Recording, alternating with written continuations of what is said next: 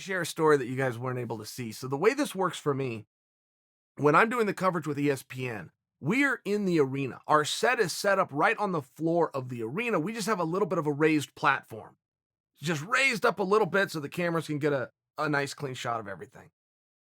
So Adesanya comes up on this, but we're recording, we're going, right? TV show's on, we're live. Adesanya pops up on the set, and he's wearing his shorts and nothing else. He's naked aside from this. Now, everybody has a different interpretation of it. There's no necklace on. There's no earrings in. There's no tape on his hands. There's no gloves on his hands. There's no socks or shoes on his feet. He's got nothing on but his fight shorts. And he doesn't fight in the loose board shorts, right? He fights in like what a dude would go jump in the ocean when he's in Hawaii, right? He's in like, and then he's got a belt on each arm. So when he comes on set, he catches my eye. So he looks at me and he gives me a nod. Well, I'm on live TV, right? My eyes have to stay over here, but at the same time, the champ gave you a nod. He's coming out of his way to come up and be a show that you're part of. I got to give him a nod back. The least I can do is acknowledge his existence, so I give him a nod back. Well, he uses that opportunity to quickly turn around so no his back is to me, belts over both shoulders, and begins some kind of like a butt dance. I think the kids will like call it twerking. You're right, going up and down. My body doesn't move this way, and it's funnier than all hell. Oh, and by the way, I'm on TV, so I'm trying to watch him because I have to. I can't. How do you look? I'm trying to look at the camera. So I want Anik, who I'm working with. It's like, Anik, you see this too. Now the audience sees me laughing. Tell the audience why I'm laughing. I wished I would have had my cell phone, and I didn't. If I would have had my phone, I would have put a camera. I would have recorded. You guys would have thought it was the funniest thing. So finally, he comes over. He gets introduced to the audience.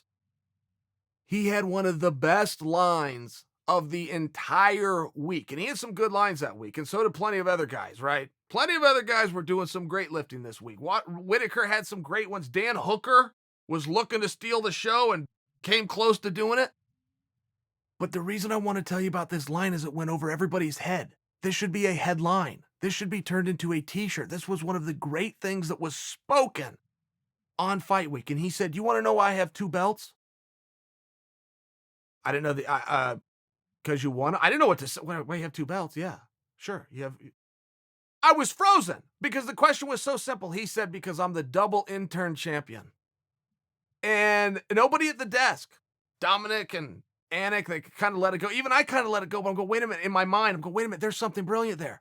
Everybody's talking about this champ thing. Everybody's coming out to, yeah, the interim championship isn't real, and the unified championship is all that matters. And fans are even coming out and going, I wish we just do away with this interim championship. He said, no, I'm not the champion. I'm the double intern champion. Tonight wasn't about Whitaker's belt. Whitaker never mattered to me. I came out to defend my belt, and I succeeded. I showed up with the interim title. I now have two interim titles. I'm going, why is nobody? I'm looking at Anik. I'm looking at Dom. I go, why is nobody? This is genius. This is marketing 101. This is one of the great things that I've ever said. This is the greatest thing ever said for the interim belt. He's going to go on and defend the interim belt. He'll go up to John Jones and put the interim belts on the title. I mean, come on. This was gold. I'm standing next to a genius. I'm standing next to a guy that understands at different times you have to wear different hats. There is a time to warm up. There is a time to entertain. There is a time to get in there and take care of business. And there is a time to look to new business and forming something new. The most important thing you can possibly do in fighting for a job, as a job, is to continue to make sure you have a job. When the champion calls somebody out, it's a very special thing. When a champion calls somebody out, though, usually it is to make sure that he's safe and protected. It is a selfish thing. It is looking around, sizing up the division and going, all right, I'm going to call this guy out. I think that I can sell it. I think the promotion will do it. This guy can't go with me. He's a little too small, or he's orthodox. It's got a problem with Southpaw. I can beat this guy.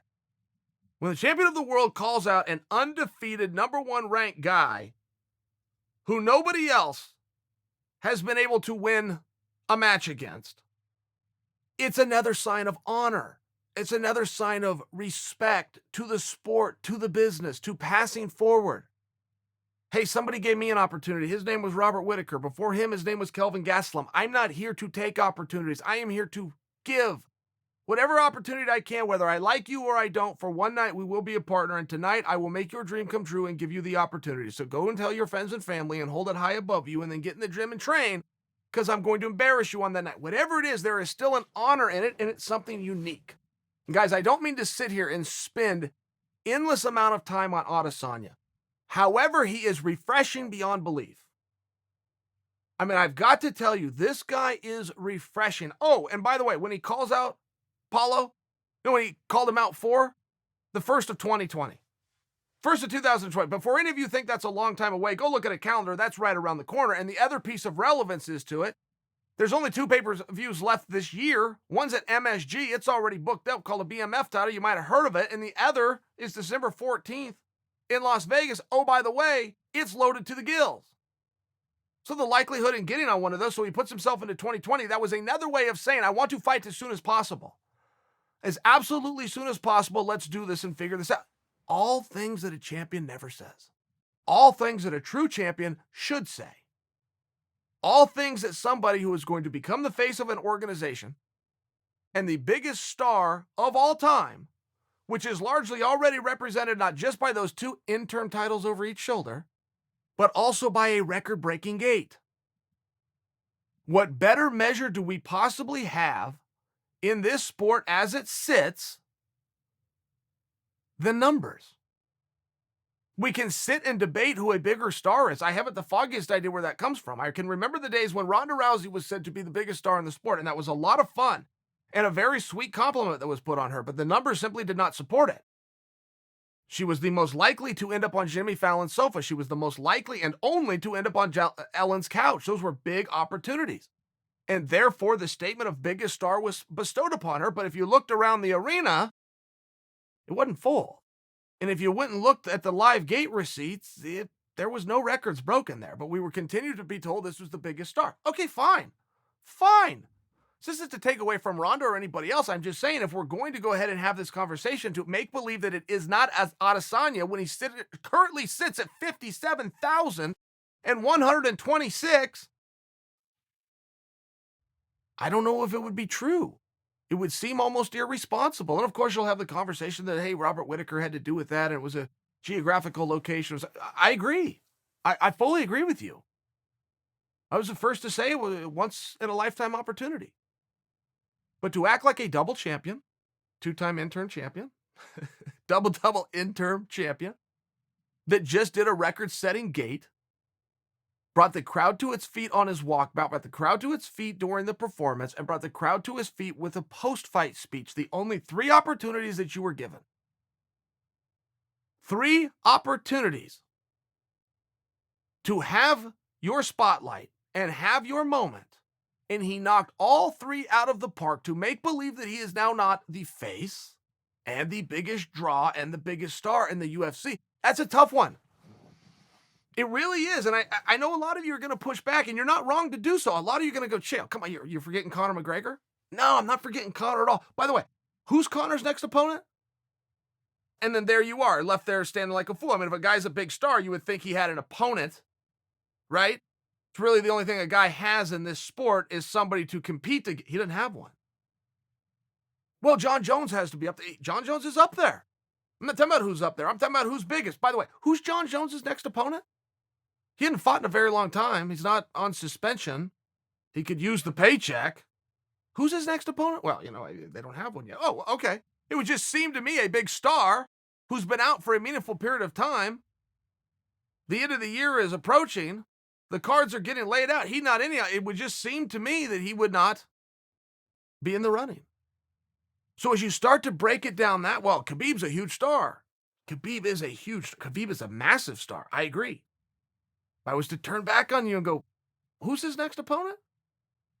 Maybe not the best example. Of all that I just went through, maybe not the best, because I think we all do know it's Tony Ferguson. I think we know that, but I'm not positive. I do know with Adesanya exactly what he's got coming up. And that's very rare. These press conferences don't go this way. A guy gets done fighting, and it's all about, oh man, I just want to get back with my team. I just want to recover and take a shower, take a couple weeks off. Eat some bad food. That's really all I want to think about right now. That's a true answer. Nobody is lying to you or being disingenuous with you when they tell you that. They are also boring you. They were telling you something that is about as exciting as watching grass grow or watching paint dry. Adesanya shows up with an answer. After a fight, you will have 48 hours to continue to promote yourself. You will then be forgotten. You will be forgotten for 3 months until you sign for a new fight. Then the press tour begins and the excitement and the social media and everybody thinks you're a cool guy and you get your name back out there. But then the world of promoting, staying on the tip of people's tongues is super important to do. You just only have 48 hours to do it after you get done fighting. The media tour will continue. Hey, tell me how you feel. Great performance. Hey, man, tell me how you're feeling right now. You got your heart torn out. But you only have 48 hours to do it. After that, it's on to somebody else. It's on to who's fighting next, who's hot, who just had a big announcement made. You have to understand the recipe. This whole thing is about manipulation. You must first understand the game so you can then manipulate the game. Adesanya did not miss a point. And I've seen very intelligent people come through this sport before. Not very many, and it's few and far between. But I would tell you, Conor McGregor also understood these concepts. He understood the power of a press conference. He might have understood it on a different level than most people because he did a worldwide tour with Floyd Mayweather, did 4 press conferences, sold them out on an opportune time, such as noon on a Monday in LA. Gag me with a Smurf, I'd rather be anywhere other than sitting indoors and watching 2 fighters talk about fighting. Well, no, wrong. Sold out. They were scalping tickets on the street. So Conor understood it on a different level. He understood that when the fight goes, I better have an opponent because if I don't, I've only got 48 hours and they will move on to somebody else. Okay. So all of these great things that we learn about Adesanya, plus we get to keep talking about him because we know what's next.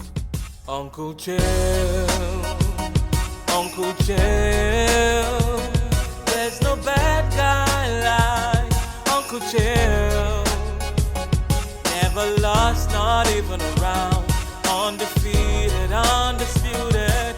Oh yeah, here comes the bad guy. Uncle Chael, Uncle Chael.